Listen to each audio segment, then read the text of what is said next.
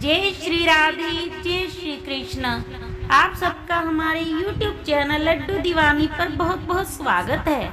आज हम सुनेंगे राघव के ठाकुर की कथा। राघव एक बहुत ही निर्धन व्यक्ति था।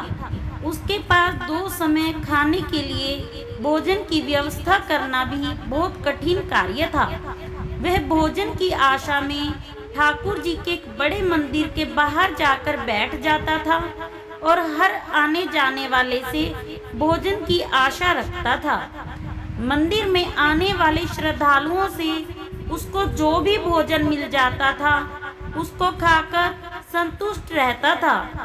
अधिक की उसने कभी कामना नहीं की थी। पेट भरने लायक भोजन मिल जाए बस उतने में ही खुश रहता था। निर्धन था किंतु हृदय से बहुत दयालु था। उसका यही प्रयास रहता था कि यदि किसी को उसकी आवश्यकता है तो वह उसकी सहायता करे। किंतु हमारा समाज ही ऐसा है, निर्धन को तो कभी मनुष्य माना ही नहीं जाता। उसकी सहायता लेना तो दूर, कोई उसको अपने आसपास भी नहीं आने देता था।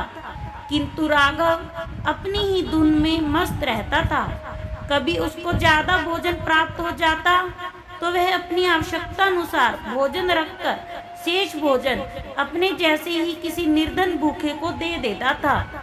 कई बार ऐसा भी होता कि उसको सारे दिन थोड़ा सा भी भोजन नहीं मिलता था, तब उस दिन वह भूखा ही रह जाता था, किंतु किसी के प्रति मन में कोई मैल नहीं रखता था। एक दिन ठाकुर जी के मंदिर में एक बहुत बड़े संत दर्शन के लिए पहुँचे। स्वभावश राघव ने संत से भी भोजन की अपेक्षा रखी। संत समृद्ध और संपन्न व्यक्ति थे। राघव को देखकर उनको उस पर दया आई। आते भी क्यों ना, संत तो आखिर संत ही होते हैं। उन्होंने करुणावश उसकी सहायता करनी चाहिए।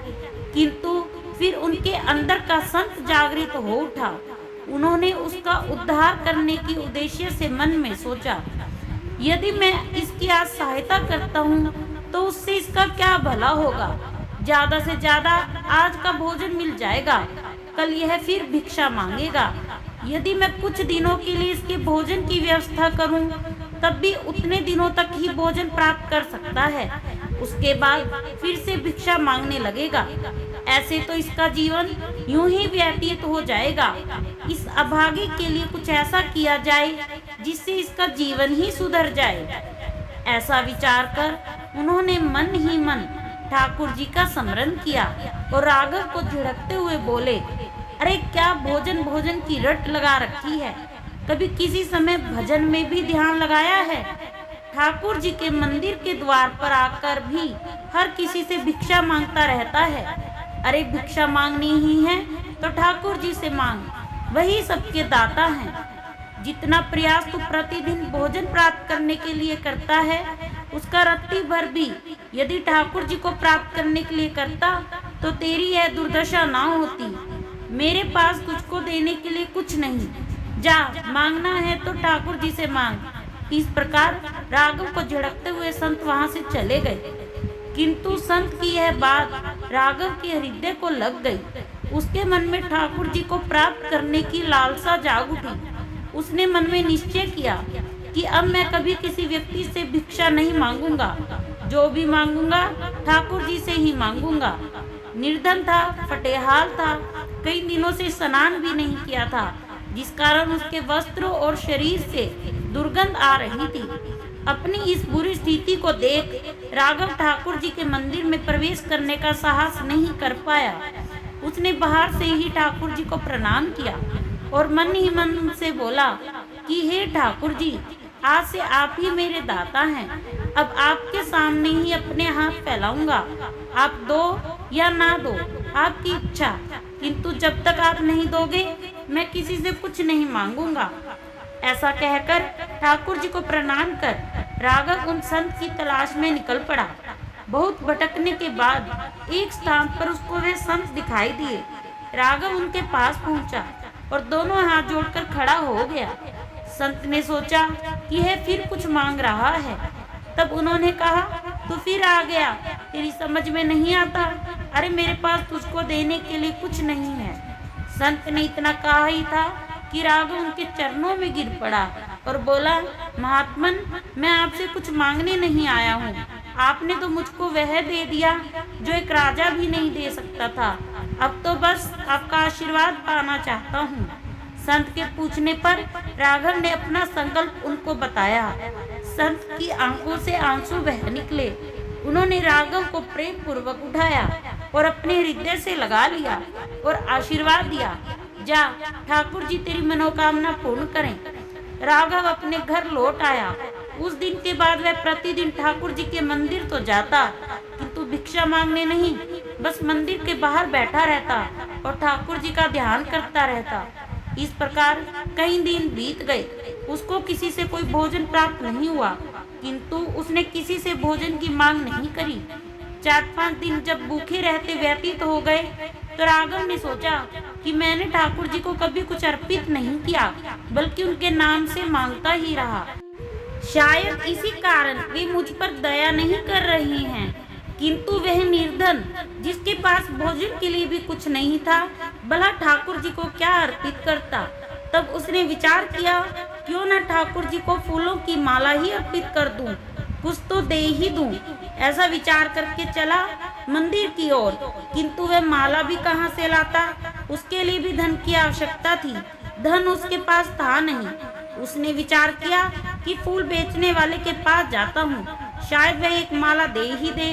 राघव फूल बेचने वाले की दुकान पर पहुंचा, किंतु तभी उसको स्मरण हुआ कि उसने किसी से कुछ ना मांगने का संकल्प लिया है।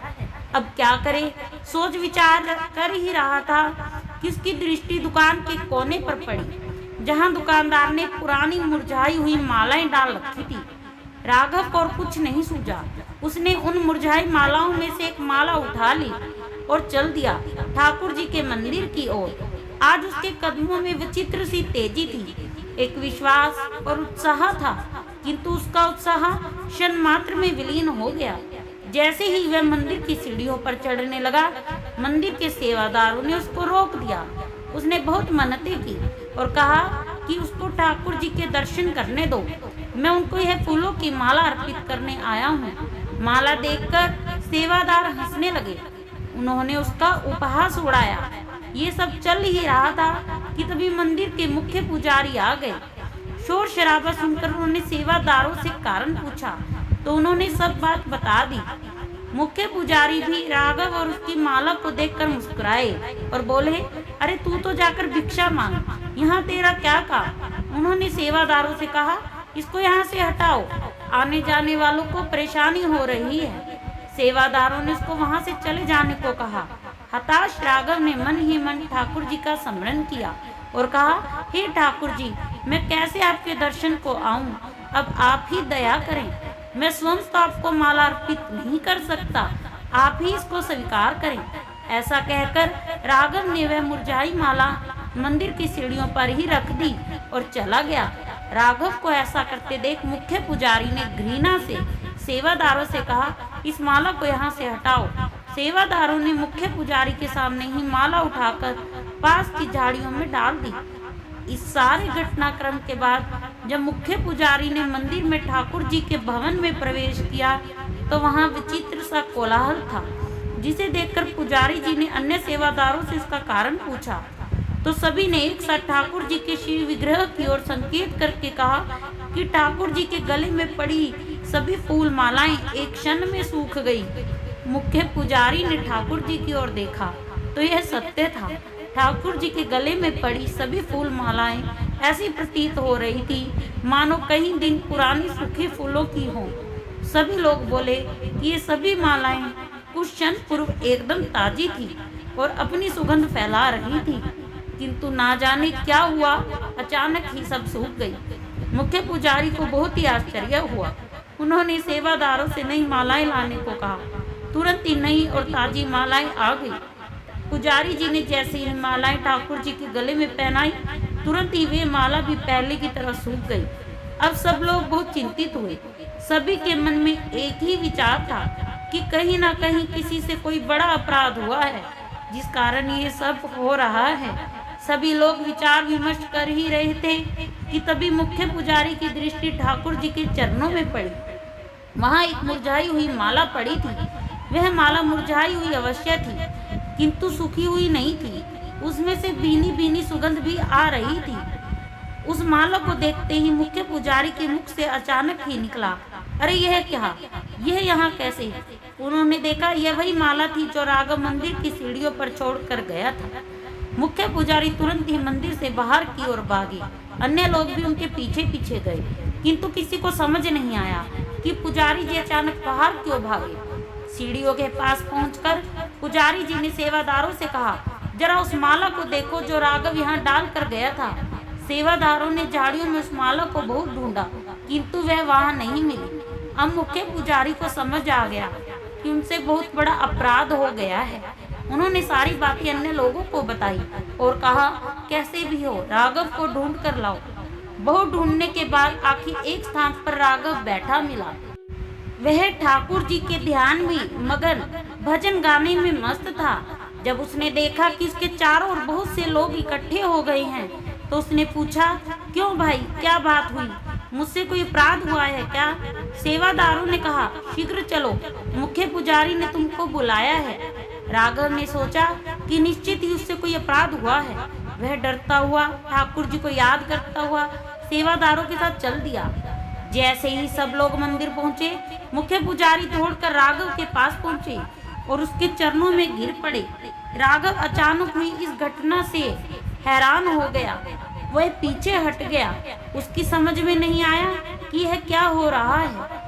तब पुजारी जी ने राघव को समस्त घटना बताई और उससे अपने अपराध के लिए क्षमा मांगी और कहा कि हम सब ने तुमको पहचानने में बहुत बड़ी भूल कर दी।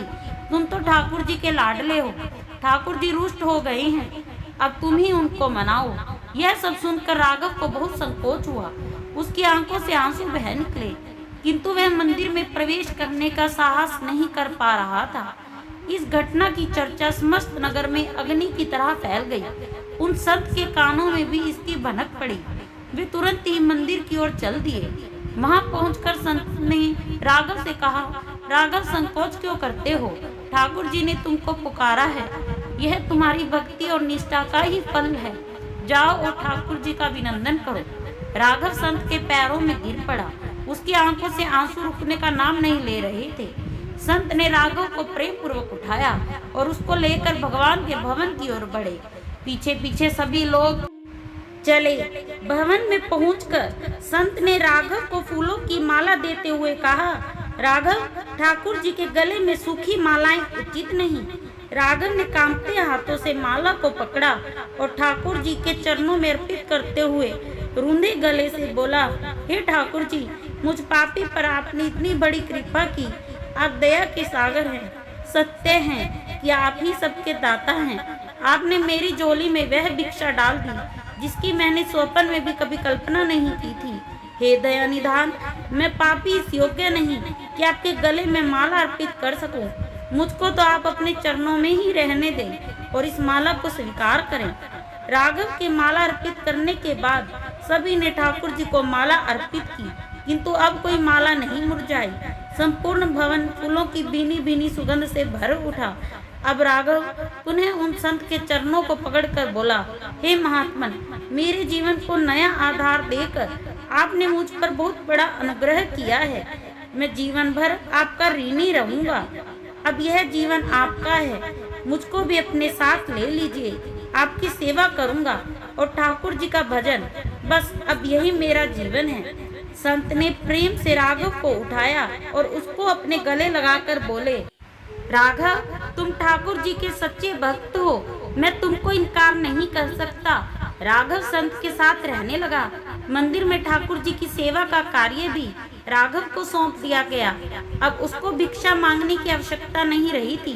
ठाकुर जी ने उसको इतना दिया था कि वह दूसरे भूखों का पेट भरने लगा। राघव अब संत राघव बन चुका था। बोलो भक्त वत्सल भगवान की जय। जय श्री राधे, जय श्री कृष्ण, जय कुंज बिहारी श्री हरिदास।